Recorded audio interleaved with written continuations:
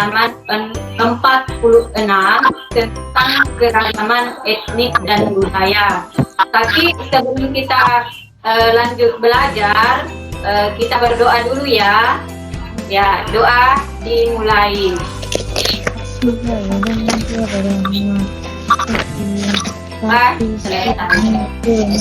Ya, jadi alhamdulillah hari ini kita diberikan kesempatan, anak-anakku sekalian diberikan kesempatan untuk mengikuti pelajaran IPS. Ya, mulai dari yang pertama tadi bahasa Inggris, kemudian prakarya, sekarang kita belajar IPS. Oke, alhamdulillah, mudah-mudahan kalian semuanya diberikan kesehatan yang istilahnya yang memadai ya, diberikan kesehatan, diberikan nikmat kesempatan, itu semua adalah berkah dari Allah Subhanahu wa Ta'ala.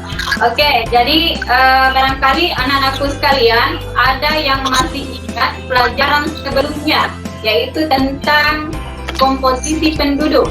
Ya, jadi pada materi sebelumnya itu kita belajar tentang komposisi penduduk. Ada yang masih ingat apa pengertian komposisi penduduk? Saya, Bu. Dari mana? Bu. Atas nama Siska Friani SMP 20, Bu. Oke, dari SMP 20. Silakan, Nak. Komposisi penduduk adalah pengelompokan penduduk berdasarkan usia atau komposisi penduduk pencarian, agama, bahasa, pendidikan, tempat tinggal, jenis pekerjaan, dan lain-lain. Mata pencaharian, mata pencaharian, bahasa. Oke, walaupun ada yang ikut tadi, jadi sangat jelas bahwa kalau belajar komposisi penduduk itu adalah pengelompokan penduduk berdasarkan usia, umur, jenis kelamin, kemudian mata pencaharian, adalah agama, bahasa, dan lain-lain ya. Jadi sangat jelas. Oke, baik anak-anakku sekalian, kita akan lanjut pelajaran kita tentang keragaman etnik dan budaya. Sebelumnya, oke, baik. Kita akan lihat dulu tujuan pembelajaran yang akan kita capai pada pertemuan ini. Yang pertama, setelah mempelajari materi, anak-anakku sekalian atau peserta didik dapat mengetahui keragaman etnik dan budaya. Kemudian yang kedua, peserta didik dapat mengetahui contoh keragaman etnik dan budaya. Baik, berbicara tentang etnik dan budaya, masyarakat Indonesia itu adalah masyarakat yang sangat kaya akan budaya ya. Ya, banyak sekali budaya-budaya yang kita miliki, bangsa Indonesia ya. Oke, kemudian barangkali sebelum kita lanjut, ada yang mengetahui tentang pengertian suku bangsa ya, suku bangsa. Menurut Puncaraningrat dulu. Oke, kita lanjut dulu slide selanjutnya.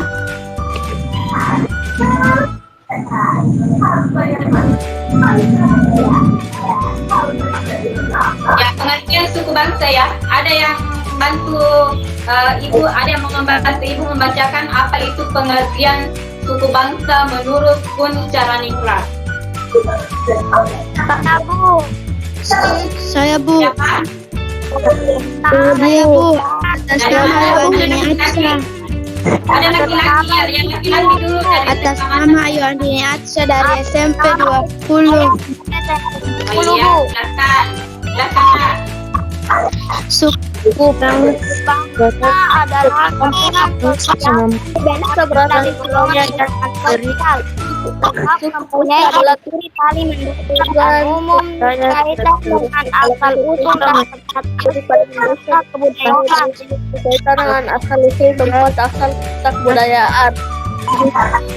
Oke, jadi barangkali karena faktor jaringan jadi suaranya agak tersendat ya. Oke, jadi kita lihat dulu pengertian kebudayaan atau pengertian suku bangsa menurut Puncaraningrat itu adalah sekelompok manusia yang mempunyai kesatuan budaya dan terikat oleh kesadaran budaya tersebut sehingga menjadi identitas. Maksudnya itu di sini identitas adalah menjadi ciri khas ya bangsa tersebut. Oke, kemudian seperti yang kalian bacakan tadi, dapat kita simpulkan bahwa suku bangsa itu adalah gabungan sosial yang dibedakan dari golongan sosial, ya, sebab mempunyai ciri paling mendasar dan umum berkaitan dengan asal-usul atau tempat asal serta kebudayaan.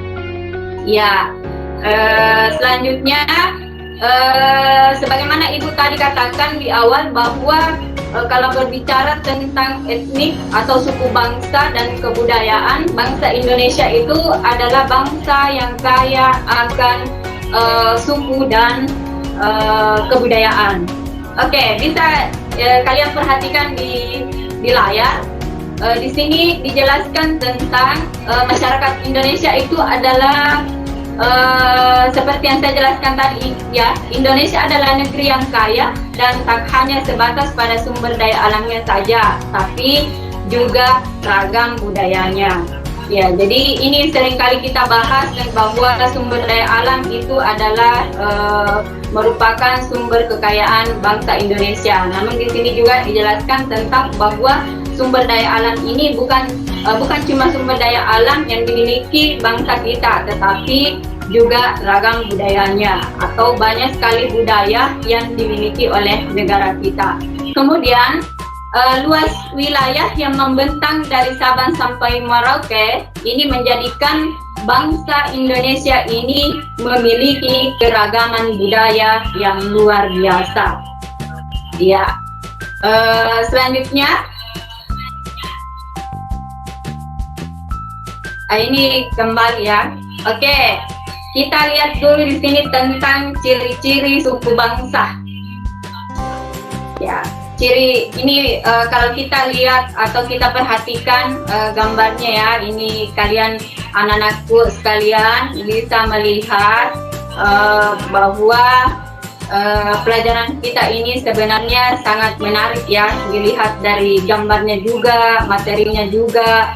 Ya, jadi coba kita lihat dulu di sini ciri mendasar yang membedakan suku bangsa satu dengan yang lainnya itu mulai kita lihat dari bahasa daerah.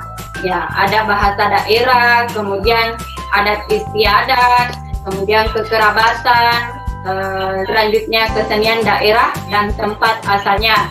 Nah, kalau Ibu bertanya kepada anakku sekalian tentang bahasa daerah yang dimiliki oleh Kabupaten Sinjai itu bahasa apa? Bahasa Bugis, Bu. Bahasa Bugis, Bu. Iya, bahasa Bugis ya. Jadi itu adalah bahasa daerah yang dimiliki oleh kabupaten kita tercinta, yaitu Kabupaten Sinjai. Kemudian setiap suku bangsa ini mempunyai ciri atau karakter tersendiri, baik dalam aspek sosial maupun budaya. Jadi ini apa istilahnya? Kalau materi ini menurut Ibu ya, ini adalah bukan materi yang susah. Kalian anak-anakku sekalian ini bisa melihat secara apakah misalnya di berbagai media ya, apakah melalui buku atau misalnya melalui televisi, ini ragam budaya.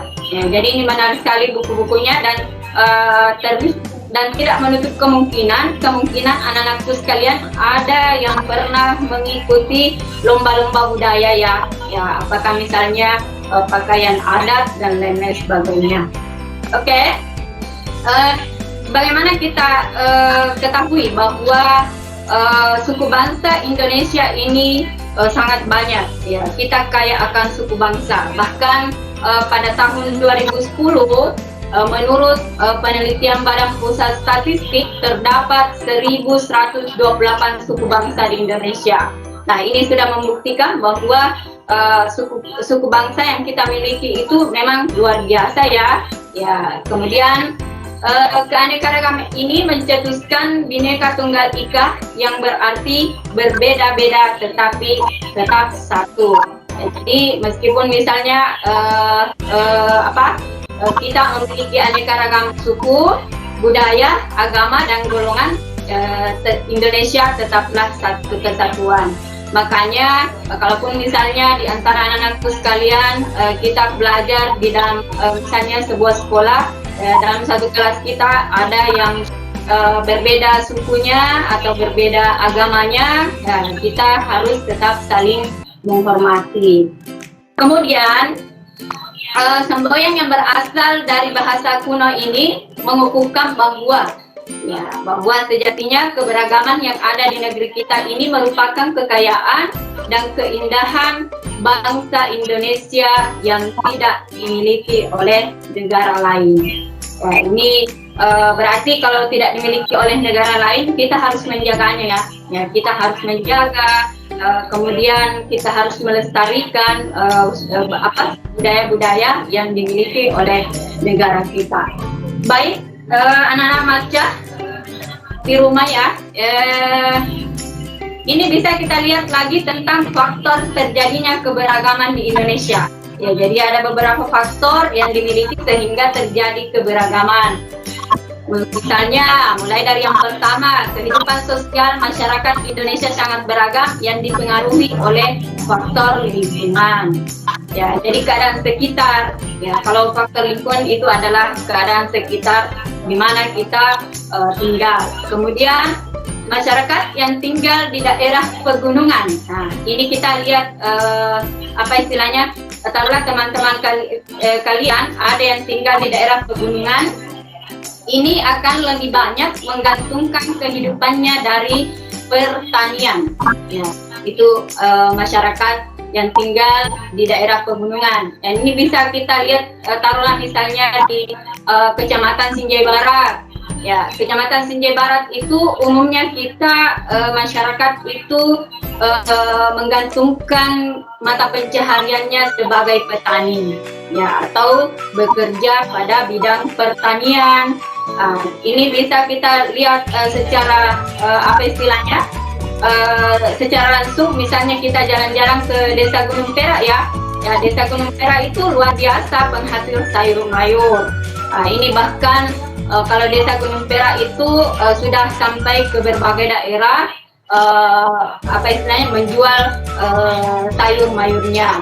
Jadi ini sehingga berkembang kehidupan sosial masyarakat petani. Ini menurut lingkungan. Kemudian taruhlah misalnya anak-anakku sekalian yang tinggal di daerah pantai atau masyarakat yang tinggal di daerah pantai akan memengaruhi masyarakatnya untuk mata pencaharian sebagai nelayan, dan berkembanglah kehidupan sosial masyarakat nelayan. Nah, ini bisa kita lihat di Kecamatan Sinjai Utara. Sinjai Utara itu khususnya di daerah Lampah. Nah, ini bisa kita, kalau misalnya kita jalan-jalan ke sana ya, nah itu kita bisa, atau misalnya langsung kita ke tempat pelelangan ikan. Nah, tempat pelelangan ikan itu luar biasa di sana juga. Kita adalah salah satu daerah yang memiliki luar biasa tentang penghasilannya di bidang nelayan. Ya, jadi ini kembali kita lihat tentang kehidupan masyarakat ya, atau kehidupan sosial budaya masyarakat ini dipengaruhi oleh lingkungan. Nah, ini adalah hanya contoh yang Ibu berikan. Misalnya masyarakat kita yang ada di Sinjai Barat dan masyarakat kita yang ada di Sinjai Utara. Oke, baik.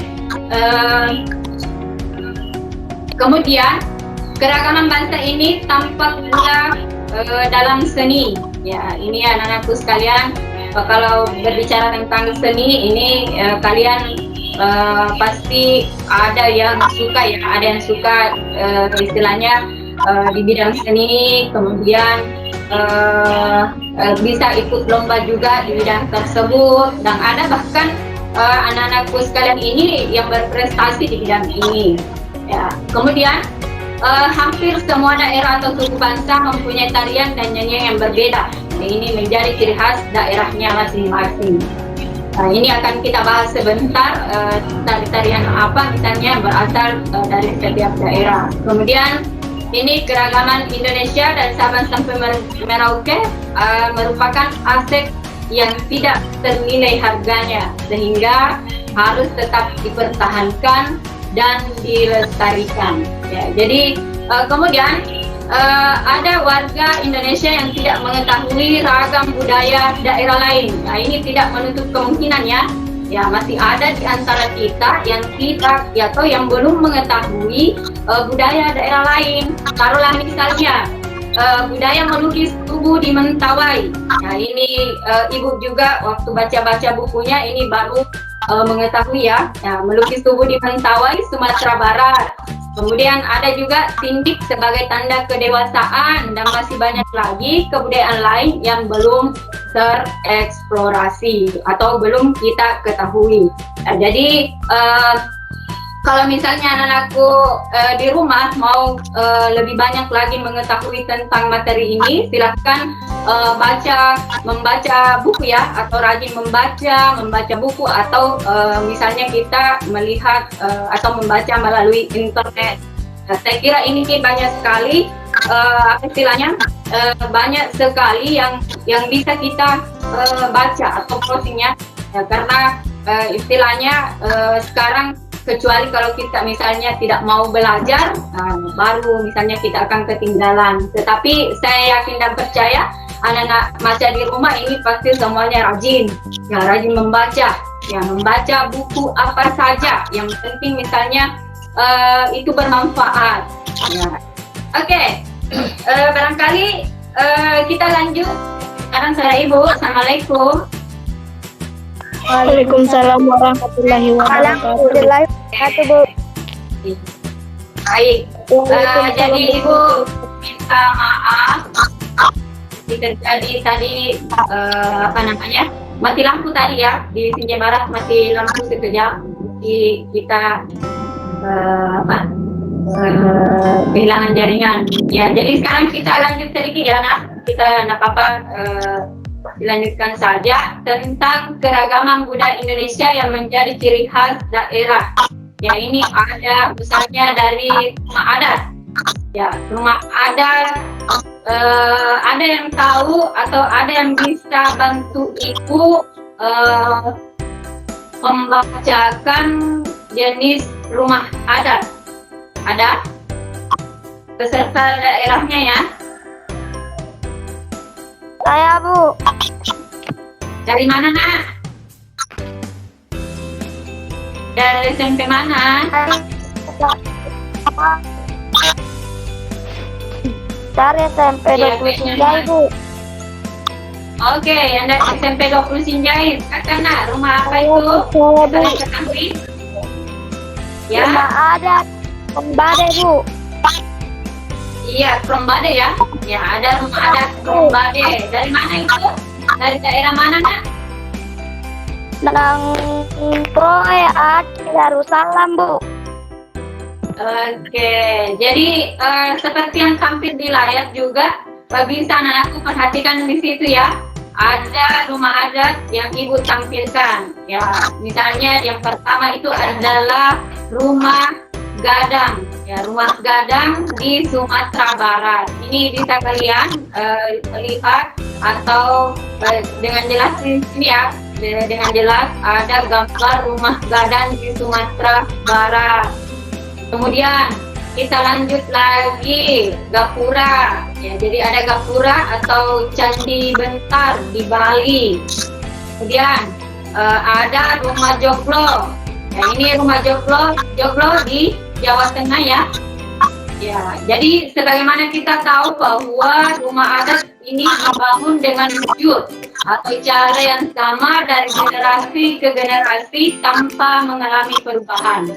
Kemudian rumah adat tradisional ini sampai saat ini masih ada yang tinggal ya atau ditinggali, tapi juga ada yang digunakan untuk hanya sekedar upacara adat.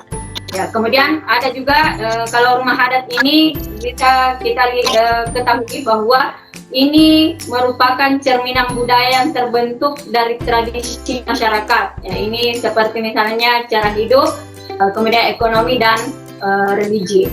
Ya, kemudian kita lanjut, ini ada lanjutan dari materi kita tentang pakaian adat. Ya, pakaian adat.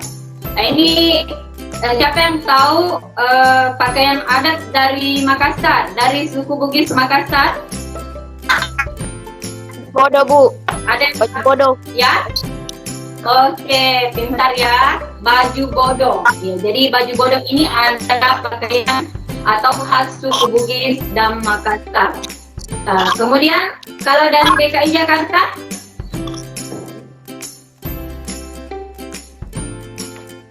dari DKI Jakarta apa namanya? Pakaian adat Betawi ya. Pakaian adat Betawi khas DKI Jakarta. Kemudian selanjutnya ini kita lihat lagi pakaian adat tradisional Belitung. Nah, ini sangat jelas saya kira gambarnya ya. Ya, ini anak-anakku sekalian bisa pelajari lebih lanjut lagi. Kemudian kita lihat lagi tentang tarian daerah. Ada yang suka menari di sini? Saya, Bu. Siapa namanya? Atas nama Aidil Hidayat, Bu. Oh, Aidil Hidayat. Oke, baik ya. Nah, jadi yang suka anak-anakku, misalnya yang suka menari, silahkan dikembangkan bakatnya ya. Nah, ini merupakan kebanggaan tersendiri bagi anak-anakku sekalian. Oke, kemudian ini tarian daerah ya, sebagaimana misalnya tadi yang kita lihat pakaian adat, kemudian apalagi tadi tentang rumah adat ini memiliki, kalau tarian daerah ini juga mempunyai tarian adat masing-masing dengan peruntukan yang berbeda. Ya, ada peruntukan berbeda. Kemudian tarian tiap daerah ini memiliki ciri khasnya tersendiri dan semua memiliki makna. Ya, ada makna dan simbol tertentu. Ya, ada makna dan simbol tertentu. Baik, anak-anak maca di rumah, untuk materi kita hari ini sebagai kesimpulan. Ya, sebagai kesimpulan, ini adalah keberagaman etnik dan budaya yang dimiliki oleh negara kita adalah nilai-nilai budaya yang tak ternilai harganya, harus dijaga dan dilestarikan. Karena kalau bukan kita, siapa lagi? Nah, ini kalian pasti sering dengar ini bahasa. Nah, bagaimana kita itu yang kita bahas tadi itu adalah sebagian kecil. Ya, hanya bagian kecil yang kita bahas dari rumah adat, kemudian pakaian adat dan tarian daerah. Ya, jadi Ibu harap anak-anakku sekalian bisa membaca buku atau misalnya melihat internet tentang keragaman etnis dan budaya yang dimiliki oleh bangsa kita. Ya, baik anak-anakku sekalian, sebagai apa istilahnya? Di akhir ini mungkin saya berikan tugas kepada anakku sekalian untuk membaca materi selanjutnya tentang kondisi alam Indonesia. Ya, jadi